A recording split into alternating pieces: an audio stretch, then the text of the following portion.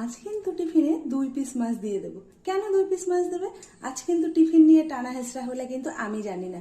আজকের রেসিপিটা কিন্তু একদম অন্যরকম। 4 পিস রুই মাছ নিয়েছি, মাছের মধ্যে একটু দিয়ে দিলাম লেবুর রস, দিয়ে দেবো পরিমাণ মতো লবণ, দিয়ে দেবো পরিমাণ মতো হলুদ গুঁড়ো।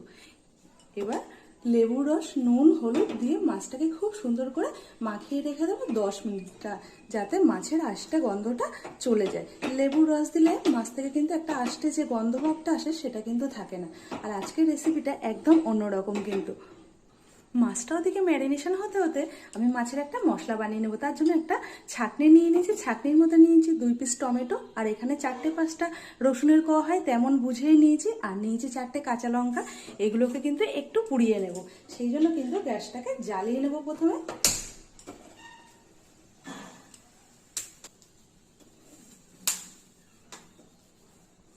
ওই 1 থেকে 1.5 মিনিটের মতো আগুনে কিন্তু একটু হালকা করে পুড়িয়ে নিয়েছিলাম, যাতে একটা মশলার অন্যরকম স্মোকি একটা ফ্লেভার আসে। এবার কিন্তু গ্যাসের ফ্লেমটাকে আমি বন্ধ করে দেব। এগুলো একটা পাশে রেখে দেব। আবারও গ্যাসটা জ্বালিয়ে কড়াইটা বসিয়ে দিয়েছি আরেকটা মশলা বানানোর জন্য। এখানে নিয়েছি 1 চামচ গোটা ধনে, 1 চামচ গোটা জিরে, 2টো শুকনো লঙ্কা। এটা শুকনো কড়াইতে একটু টেলে নেব। 1 থেকে 1.5 মিনিটের মতো, যত সময় মশলা দিয়ে একটা সুন্দর গন্ধ না বেরোয়। আচ্ছা, মশলাটা থেকে কিন্তু একটা সুন্দর গন্ধ বের হয়ে গেছে। 1 থেকে 1.5 মিনিট কিন্তু খুব ভালো করে শুকনো কড়াই টেলে নিয়েছি। এবার আমি গ্যাসের ফ্লেমটাকে বন্ধ করে দেবো। এবার মশলাটাকে আমি মিক্সিং জারে একটা সুন্দর স্মুথ পেস্ট বানিয়ে নেব। সরাসরি মিক্সিং জারে মশলাগুলোকে ঢেলে নেব।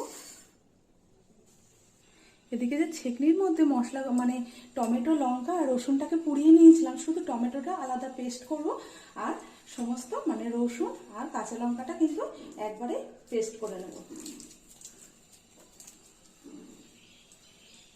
রসুনটাকে একটু ধুয়ে নেব, মিক্সিং জারের মধ্যে দিয়ে দেব।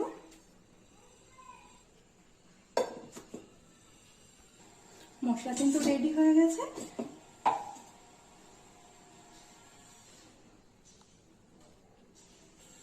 আবারও একবার গ্যাসটাকে জ্বালিয়ে নেব। মাছটাকে কিন্তু ছাঁকনির মধ্যে আমি নিয়ে নিয়েছি।